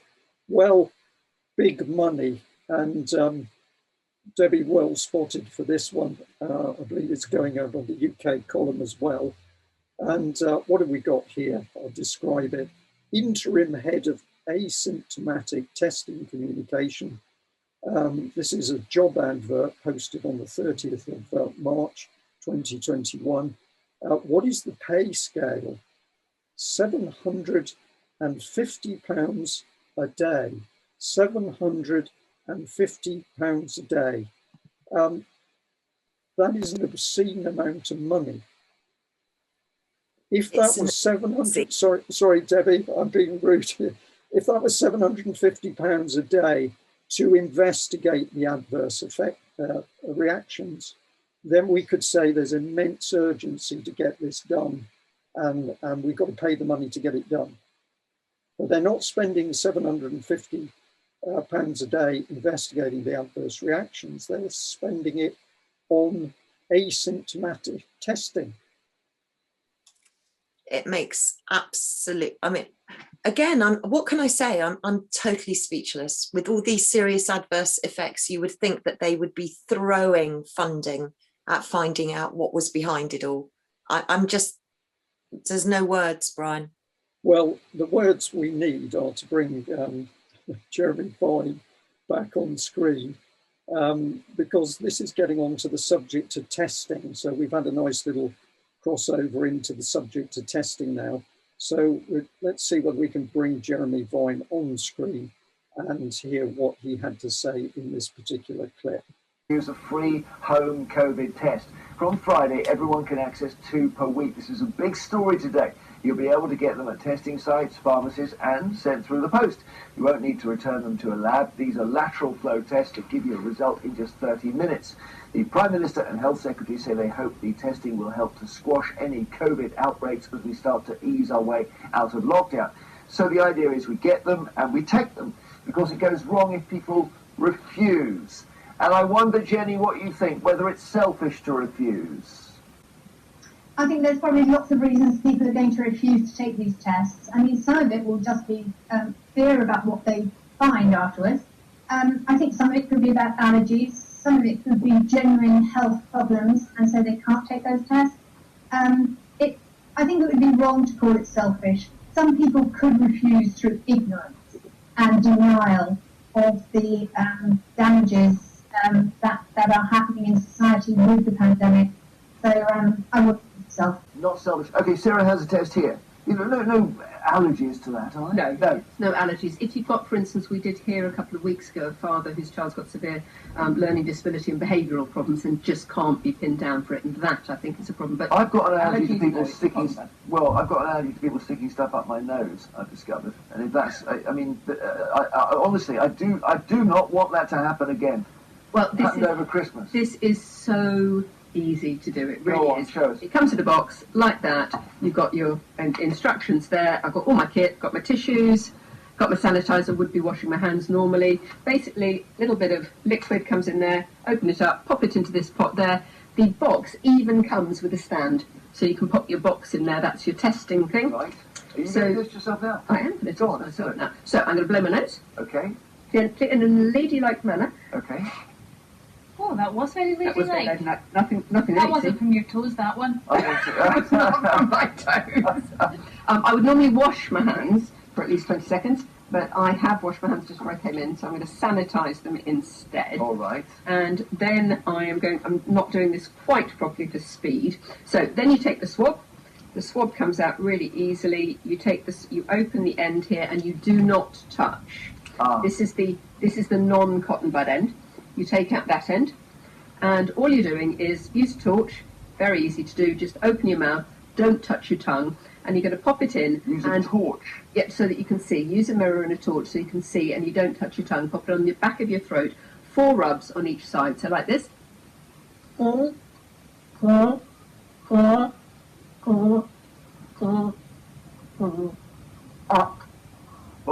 Might make you gag a little bit. Oh. And then that was easy. This is the first of 2 tests today because I'm going to see my father. Hurrah! In his care home, so I have to have another one today. And then pop this in there, 1 nostril only, till you meet some resistance, and then 1, 2, 3, 4, 5, 6, 7. I'm going to sneeze. 8, 9, 10. And it does make you want to sneeze, but it really doesn't hurt. Then all you're doing is you've got your liquid in there, you pop it in there, you rub it round for 15 seconds, which we won't do. You squeeze it off when you come out. Pop it in the bin. Pop it in the packet. So wait, you've introduced it to the liquid. Yep. And you've then thrown the swab away. Throw the swab away in a plastic bag and then seal the bag. You pop that back on the tin. You've got some drops in there. Yes. This is your control. So that's where you put your drops, and then you've got a control and a test. So you put 2 drops, 1, 2, into there. That's it. Can I see? Wait. Yeah. So is the control? What's going to happen to the control? Basically the drops go in there. The control, I haven't put the liquid in just for the sake of speed. Here. The control what should happen? The control should come up with a line. No, that's not the control. That's where you put the swabs. Oh, the C. Okay. Yeah, the C is the control. The T is the test. The C should come up with a line, and the T should not have a line. A bit like a pregnancy test. So the C should have a line, and the T should not have a line. That's okay, right. fine. Martin, is it... Debbie, what's your professional opinion on what you just it was saw just a car crash. Absolute car crash. I mean, number one, can you imagine most people with a torch and a mirror and a swab trying to look up your nose, down your throat? I noticed she put the swab down her throat and then she stuck the same swab straight up her nose. It's invasive, in my opinion. These are dangerous swabs. Nobody should be doing them, in my opinion, and they're not reliable. These lateral flow tests are largely unreliable to the point where many countries in Europe aren't even using them. So the whole thing was a complete car crash. And, you know, I just watched her and I thought, how can a doctor actually be demonstrating this? And miraculously, she said that she hadn't done the test fully because of time and that she wouldn't be able to provide a result. But then about 20 minutes later on in the programme, miraculously, she provided a negative result. And I know that we spoke about this in No Smoke 1. And actually, I've received messages since No Smoke 1 from people saying that they have had allergic reactions to the PCR tests, but there's no yellow card reporting scheme for the PCR tests. And quite clearly, Jeremy Vine has also said there on that piece of footage that he's got an allergy as well. So what happens to people who are allergic to these tests? Where do their concerns go? Well, the answer to that is they don't go anywhere because they're not considered at all. They're sidelined. They are not of interest to the government because all the government's interested in is pushing its vaccination policy for its own objectives, which we're moving on to. So if you've come this far with us through part 4 of No Smoke Without Fire, please stay with us because we're now going to take this and put it in some sort of context as to what we think is actually happening in the UK at the moment. But what was that Jeremy Vine segment designed to do? Well, it was providing some, I'm going to call it cheap theatre. That was really theatre for the public to digest in the hope that people, oh, there's a doctor showing how to do it. I can stick one of these things up my nose. There's no risks, apparently. And they're going to follow it as children might follow something they've seen in a cartoon. Isn't that what it's about? I'm speechless, Brian. I'm utterly speechless. I've never witnessed anything like this in my whole life before, ever. Or I don't know if anybody has in humanity, but I'm speechless. You're speechless. Well, let's move on to the subject of SPI-M. Now, this is the Scientific Pandemic Influenza Group on Modelling. This is part of the SAGE empire. And you came across this organisation, well, what it had been doing a few days ago. And we've had some interesting communications about that. So I'm going to bring the document up on screen so that people can see it. And what I'm actually showing is a headline paragraph about what SPI-M is. It gives expert advice to the Department of Health and Social Care on wider UK government on scientific matters relating to the UK's response to an influenza pandemic or other emerging human infectious disease threats. The advice is based on infectious disease modelling and epidemiology. And then there's a summary of further modelling of easing restrictions, roadmap step 2. When I decided to focus on that, it was dated the 31st of March 2021. And what's interesting about this document, well, let's have a little look at what it says. And let's read through this. And Debbie, then I'll bring you in. It says it's highly likely there will be a further resurgence in hospitalisations and deaths after the later steps of the roadmap. The scale, shape and timing of any resurgence remains highly uncertain. In most scenarios modelled, any peak is smaller than the wave seen in January 2021. However, scenarios with little transmission reduction after step 4 or with pessimistic but plausible vaccine efficacy assumptions can result in resurgences in hospitalisations of a similar scale to January 2021. So the naughty old virus is going to be back. It's not going to be as strong, but an equal number of people are going to go into hospital. That raises some questions. It says, it then says, maintaining baseline measures to reduce transmission once restrictions are lifted is almost certain to save many lives and minimise the threat to hospital capacity. So we've got to maintain the baseline measures. That means you're going to stay locked in your homes in order to reduce transmission. And if I bring in another page and then I'll get you into comment, the resurgence in both hospitalisations and deaths is dominated by those that have received 2 doses of the vaccine, comprising around 60 and 70% of the wave respectively. This can be attributed to the high levels of uptake in the most at-risk age groups, such that immunisation failures account for more serious, I'll say that again, such that immunisation failures account for more serious illness than unvaccinated individuals. What's your take on this document? Am I reading that right, Brian? I mean, I read it and then I read it again and then I read it again.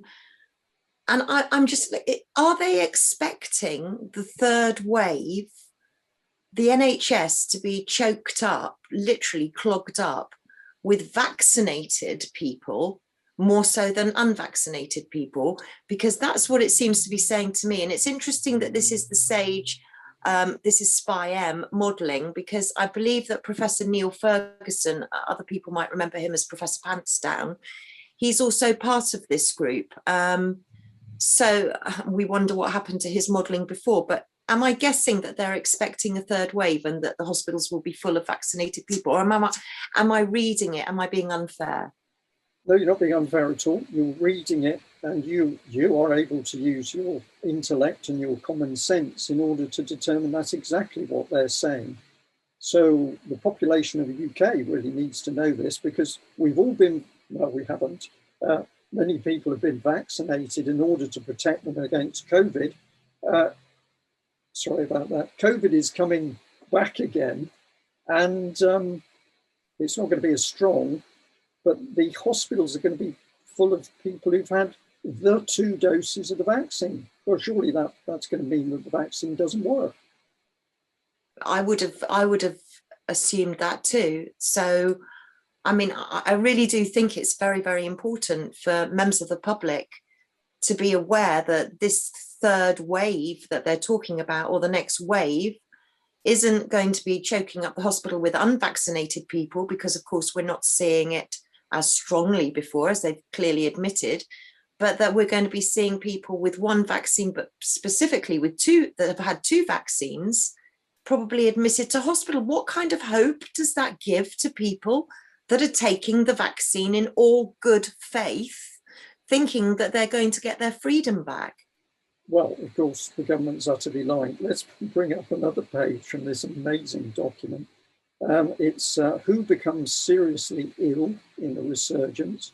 And we're now into paragraphs 55 and 56. And the key one, 56, says, this shows that most deaths and admissions in a post-roadmap resurgence are in people who have received 2 vaccine doses, even without vaccine protection waning or a variant emerging that escapes vaccines. Shall I read that again, just so that we're sure? This shows that most deaths and admissions in a post-roadmap resurgence are in people who have received 2 vaccine doses, even without vaccine protection waning, or a variant emerging that escapes vaccines. Actually, I'll put it on screen, but Debbie, you read these descriptors, these sentences, this text, and every time you think you've gripped what it's actually saying, it slips away from you. I believe that these documents have been heavily crafted with applied psychology, so that even the meaning within the words on the paper is not clear. Yeah, I completely agree. Everything's nuanced, everything's designed to confuse people, so that they're not talking about the actual issues. But clearly, you know, if I said to somebody that's had 2 vaccinations that they might be likely to be hospitalized in the foreseeable future, I think they'd be quite shocked. And I think they would have thought again before, perhaps, if that was going to be the outcome, take 2 vaccines and expect to be in hospital. I'm not sure that they would have made that decision in the first place. Are you? I'm not sure of anything anymore, Debbie, except that it's clear the UK government, together with the NHS and the MHRA, are utterly lying to the general public about what the true state of this vaccination programme and the adverse effects is. And then we have to say, why would people lie? Well, let's just bring in this Daily Mail article. It says, Sir Glum's medical millions unmasked. Boris Johnson's science guru, Patrick Vallance, made $5 million from the company racing to find vaccine, and still has £500,000 staked in it. And that's a Daily Mail article by Andrew Pierce. Let's just bring it on screen so people can see it. Now, your eagle eyes found this. I must admit I'd missed this, because this was written way back on the 24th of September 2020. But when you see it in context as to what's happening these days, we can't, of course, say that because he's got all this money invested in vaccines, he's not telling the truth. We can't say that. But it's an interesting question, isn't it? Is he telling the truth? And if he isn't, is that because he's got money invested in pumping the vaccines out? Good question, Brian. I mean, it's interesting to know that Sir Patrick Vallance used to be CEO of GlaxoSmithKline, and Professor Jonathan Van Tam has got Beecham's, Johnson & Johnson, Advantis Pasteur, lots of pharma background, as has Professor Whitty also, big pharma background. And it's interesting to know that actually GlaxoSmithKline, Sir Patrick Vallance there, he's done a lot of speeches that people can find on YouTube with regards to what he envisages the future to be when he was CEO of GlaxoSmithKline a few years ago. And it's also interesting to know that GlaxoSmithKline are about to enter the stage because they're going to be setting up an operation at Barnard Castle. I'm sure everybody will remember Barnard Castle and Dominic Cummings, but they're going to be doing the filling, the finish and fill for Novavax. So GlaxoSmithKline and Novavax very tightly aligned there. Yeah, and you've already pointed out, Debbie, that AstraZeneca is going to change its name. It is. It's changing its name. I'll have to spell it for you, Brian, because I'm not even sure that it's meant to be pronounced easily. But it's Vaxzevria, which is Vaxzevria. So I don't know, Vaxzevria. So I don't know how you pronounce that, but it's certainly different from AstraZeneca and might just confuse a few folk. And just before we move on to the final section, which people stay with us, just comment on the new little vaccine company coming in, because you've got some interesting thoughts about that. Oh, well, there's 7 vaccines that the UK have already ordered. At the moment, of course, we've got AstraZeneca, which is a genetically modified organism. It's 62 to 90% effective. You need 2 jabs and it can be kept in the fridge. And it costs £3, just to give you an idea of the price. And then, of course, we've got Pfizer, which is £15, which is an mRNA vaccine. So those are the 2 that we have at the moment. Moderna has just entered a central stage. Now, Moderna are an interesting company because they've never ever produced a vaccine before, and they're very secretive. So they don't like publishing their data. But this is a very advanced novel mRNA that they seem to be bringing in and giving to youngsters, which worries me because, of course, as we see people being warned away from AstraZeneca, the younger group, now we start to see Moderna coming in. And of course, in with Pfizer is BioNTech. They were a small company before they joined forces with Pfizer, but they were specifically looking into cancer, sort of revolutionary cancer nanotechnology. So that's Pfizer. And then we've got Janssen coming, which is Johnson & Johnson. We've also got maybe Sputnik, which is Russian, Sinovac, possibly, which is Chinese. So there's a lot of different vaccines coming. Some of them are viral vectors. Some of them are mRNA. We've also got a French vaccine coming, which is going to be made in Livingstone in Scotland, which is called Valneva. Apparently, the British government have ordered 60 to 100 million doses of them. So there's a lot coming in on the market. And of course, we've got this new vaccination factory opening in Oxford. So great big manufacturing plant opening in Oxford to manufacture more vaccines in this country. Well, wonderful. And where are the vaccines going to go? Well, one of the places reporting, but I think it's the Evening Standard from the 1st of April, Thursday, the 1st of April this year. Jab trials on the way for children aged 5. Now this, let's bring that on screen very briefly. That, of course, is basically showing us that they haven't done the trials so far. The vaccine's out, it's being pumped into people, but it hasn't been done.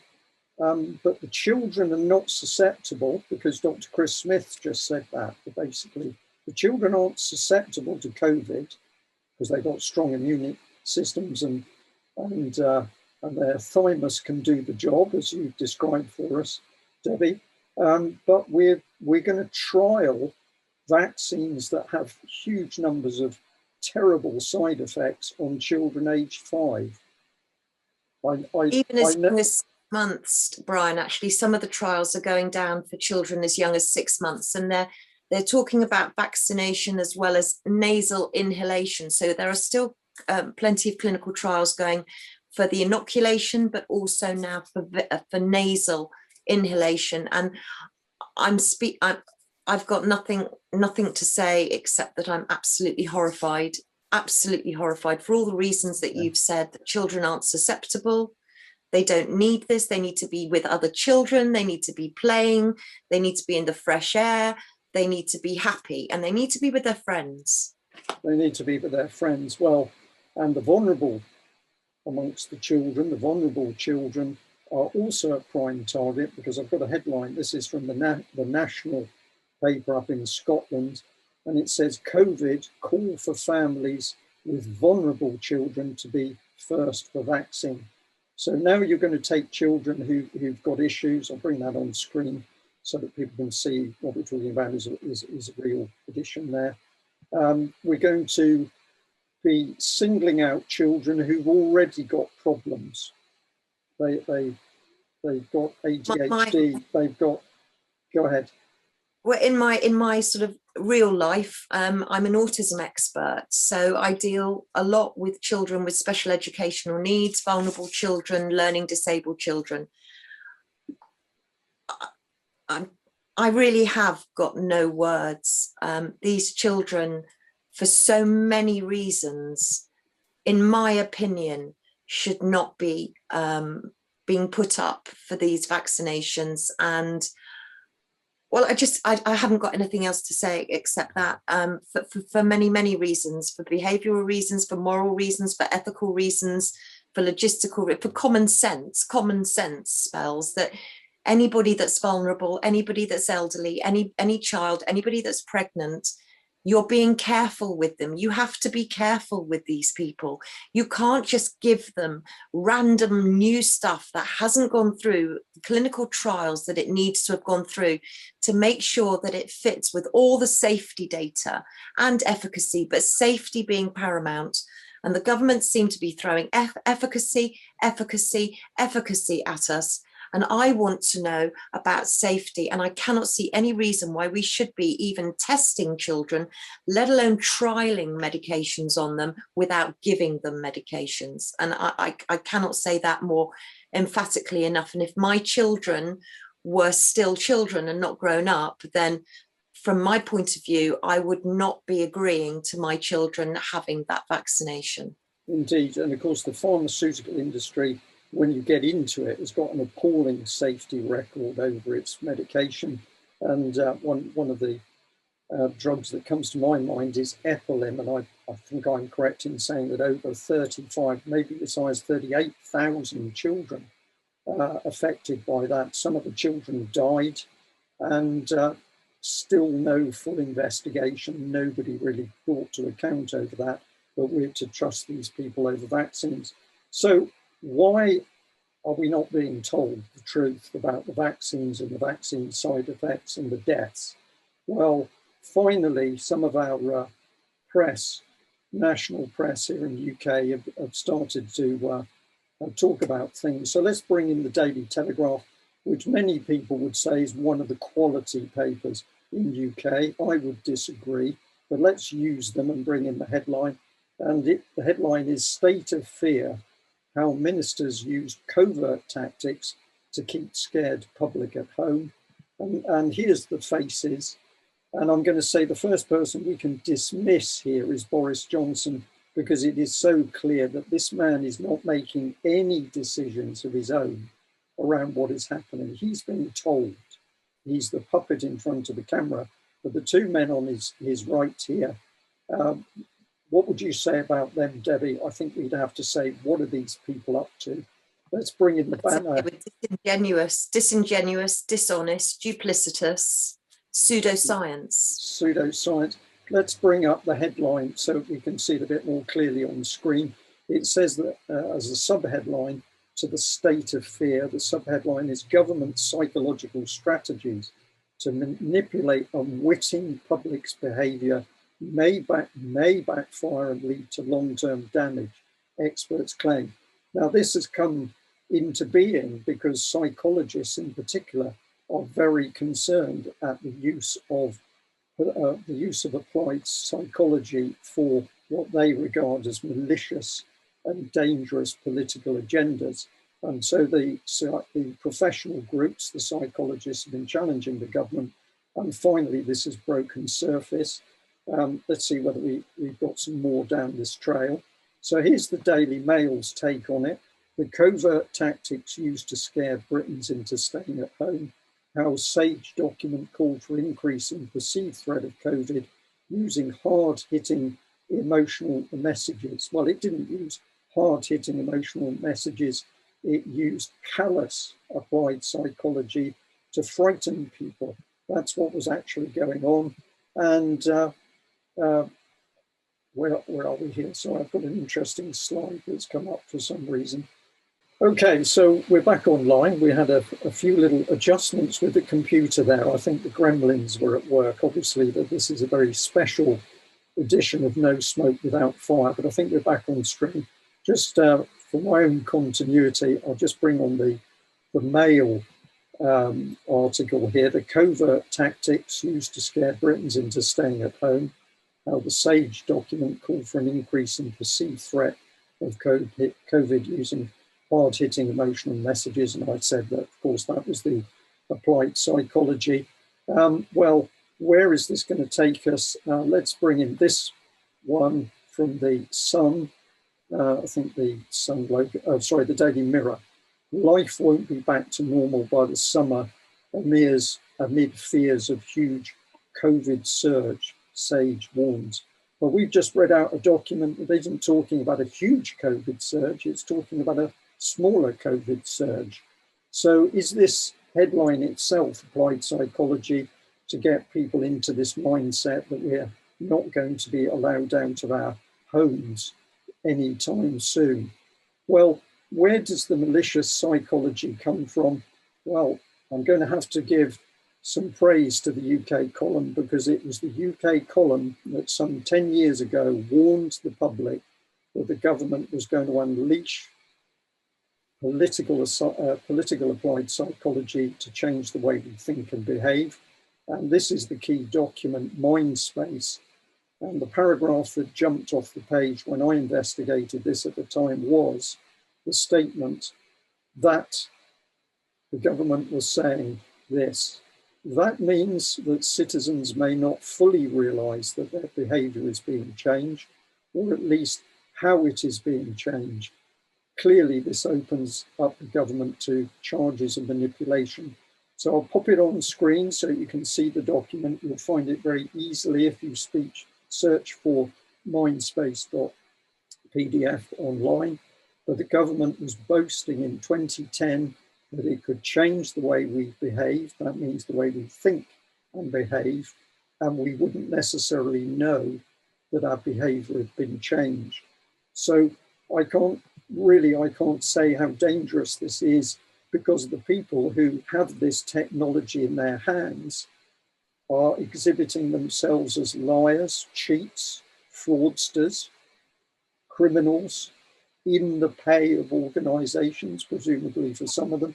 Debi, this is the key reason that we have at long last got some of the professional bodies for psychologists and psychiatrists understanding the immense danger of this policy being used around the COVID-19 so-called pandemic. Yeah, absolutely, Brian. And as we know, and as I'm sure No Smoke 5 or No Smoke 6, one of them will show that the rabbit hole gets even deeper when it comes to coming to applied behavioural science. And, you know, just as a little bit of trivia, but maybe it might get people thinking, that the term furlough that we've all become so used to, you know, when you were talking about lockdown and vaccines and having a vaccine and still not being allowed out to see your loved ones or to have freedom, that the word furlough actually comes, it goes back to prison reform and penal reform and what happened to prisoners if they'd come to the ends of their sentences, or if they were sort of given rewards for good behaviour, or they went out to do work experience during the day, but then had to return to prison after, or to return to prison after a weekend away. So this term furlough that we all talk about now so glibly, we need to be looking at the actual derivation of the word and how it is used. And it's still used in Greece and in the USA regularly, the word furlough, with regards to penal reform, which pretty much says it all, doesn't it? We're all prisoners. We're all prisoners. So let's put on screen more evidence from the government itself. This is the famous SAGE minutes from the 22nd, or briefing paper. This was a briefing paper from SAGE dated the 22nd of March 2020. Let's put it here so we can all see it. Options for increasing adherence to social distancing measures. This set out the applied psychology that was going to be used. It said there are 9 broad ways of achieving behaviour change: education, persuasion, incentivization, coercion, enablement, training, restriction, environmental restructuring and modelling. And I'll bring in we should be able to bring in the next one. Where are we? Here we are. This is a table which really makes it easy to understand without going through the whole document. But here it clearly says, use media to increase the sense of personal threat. Use the media to make people fearful, scared, anxious, because if we can do that, then we can get them to do what we want with regard to COVID. So this is appalling stuff. And where is it migrated to? Well, it is everywhere. But at the moment, of course, its impact in the NHS is particularly important. And so on the screen, we've got NHS England and NHS Improvement Behaviour Change Unit in partnership with Public Health England and the Warwick Business School. And the subtitle of the second paragraph is Optimising Vaccination Rollout, Do's and Don'ts for All Messaging, Documents and Communications in the Wider Sense. And this was published in 2020. And so we can see absolutely no question that there was a deliberate policy to instill fear in people. And yet the government is demonstrating in its own paperwork and research papers that it's unleashed a vaccine on the population which has never been properly tested. And the government is refusing to investigate the side effects. So let's put on screen the Express headline here.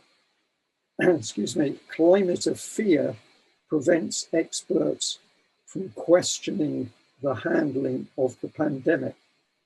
Climate of fear prevents experts from questioning the handling of the pandemic. And I can say with total confidence that the UKColumn is being told from a number of sources, including from MPs themselves, that they are too frightened of their own political system in order to ask the key questions that need to be asked about what is happening around lockdown, the vaccination programme, and adverse effects. They are too frightened. And Debbie, that must say it all, because essentially, if our MPs are frightened, then we are clearly not living in a democracy. We've already got a dictatorship in place. And that dictatorship, of course, will demonstrate the ability to do whatever it wants to the population, lock them indoors, kill elderly people, kill the children. The evidence is right in front of us. How can we put this story across more strongly? What have we missed? Do you know what, Brian? I think there's still stuff I know that we're going to be following up on. But with regards to what you've just said, I really do take everybody back to the Amnesty International 1973 or 1974 report that goes back to non-touch torture and the effects of isolation, the effects of torture, but not using touch methods, so remotely by propaganda media. And if your listeners and your readers want to go and look at the Biderman's coercion chart, you know, basically we're talking about we're all being coerced by our government, or at least it would seem like that. We're subjected to torture. We're subjected to torture. We're being tortured by being made fearful. We are being stressed. We're having family relationships broken apart. We're locked in our houses. As you say, Debbie, it all fits the individual techniques detailed in that Biderman's chart. Unfortunately, we haven't got it for you today, but if you search online for Biderman's coercive chart, you will find it online very easily. Right, we've got just 3 more slides to bring in. This one is fascinating, and again, your research dug this one out. It's from Public Health England. It's entitled Improving People's Health, Applying Behavioural and Social Sciences to Improve Population Health and Wellbeing in England. So let's bring that one on screen. And I've also taken the trouble to bring the second page on screen as well, because I wanted to highlight something with both of these documents, sorry, both pages of this document. So let's do that now on screen. That little one doesn't want to work either. With the documents on screen, what I'll highlight is that essentially you've got a behavioural science and public health network, which is at the bottom of the cover page of this document on the left of your screen. And on the page on your right of screen, which is actually the second page of the document, it says that Public Health England supports the UN Sustainable Development Goals. So at this point, Debbie, one wonders whether it's actually Public Health England that's putting the policy out, or whether it's actually the UN and its Sustainable Development Goals, which include a decrease in the world's population. Which would fit nicely with the UN Agenda 2030, wouldn't it? So I mean, you do make the associations between one document, and then you can't help but yes, that would certainly seem to suggest exactly what you're saying. And also, if anybody wants to go and look at the document, on the first page, this document was written, I think, in 2017, 2018, just prior to the pandemic.